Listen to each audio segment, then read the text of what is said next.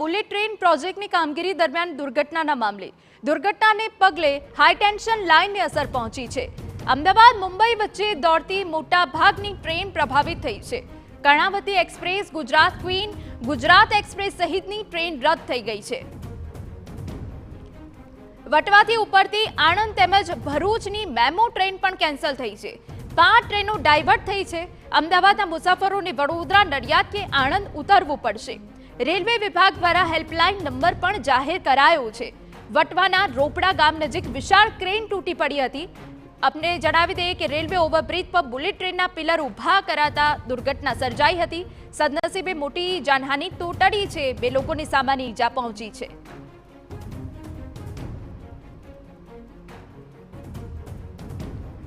કોની બેદરકારીથી પડી 600 ટનની મહાકાય ક્રેન? દુર્ઘટનાના કલાકો બાદ પણ બુલેટ ટ્રેન પ્રોજેક્ટના અધિકારીઓનું મૌન છે। ક્રેન ખસેડવી કેવી રીતે તેને લઈને હજુ અધિકારીઓ અસમંજસમાં છે। ક્રેન ન ખસી તો હજુ કલાકો સુધી ટ્રેન વ્યવહાર પ્રભાવિત રહેશે। તો સમગ્ર મામલે NHSRCLના MD વિવેક ગુપ્તા તેમજ રેલવેના DRM સુધીર શર્મા બેદરકારી મામલે મૌન સેવી રહ્યા છે। ત્યારે હાલ સમગ્ર ઘટનાને લઈ અનેક સવાલો ઉઠી રહ્યા છે।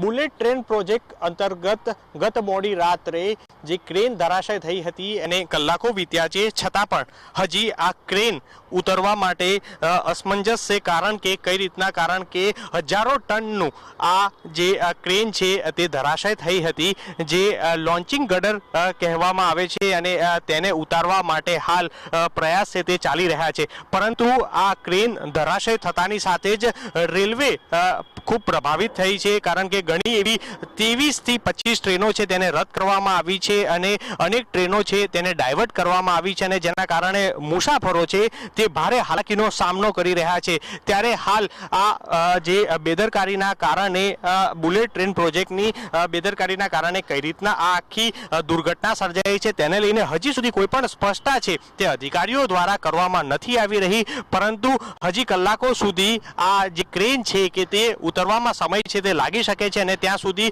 આ રેલવે વિભાગ છે તે ખોરવાયેલો રહેશે, જેના કારણે જે મુસાફરો છે તેને કોઈ પણ તકલીફ ન પડે તે માટે રેલવે વિભાગ દ્વારા હેલ્પલાઇન નંબર છે તે શરૂ કરવામાં આવ્યો છે અને મોટાભાગની મુંબઈથી આવતી ટ્રેન કે અથવા ઉપડતી અમદાવાદથી તેને વડોદરા છે તે ડાયવર્ટ કરવામાં આવી છે અને ત્યાંથી શરૂ થઈ શકે છે। એટલે કોઈ પણ મુસાફરોને તકલીફ ન પડે તે માટે હેલ્પલાઇન નંબર ઉપર ફોન છે તે કરી શકે છે। ત્યારે બીજી બાજુ હાલ બુલેટ ટ્રેન પ્રોજેક્ટના અધિકારીઓથી લઈ અને રેલવે વિભાગના અધિકારીઓએ મૌન સેવી રહ્યા છે। કેમેરા પર્સન ઇમરાન શેખ સાથે મિહિર સોની, TV9। સમાચારમાં આગળ વધી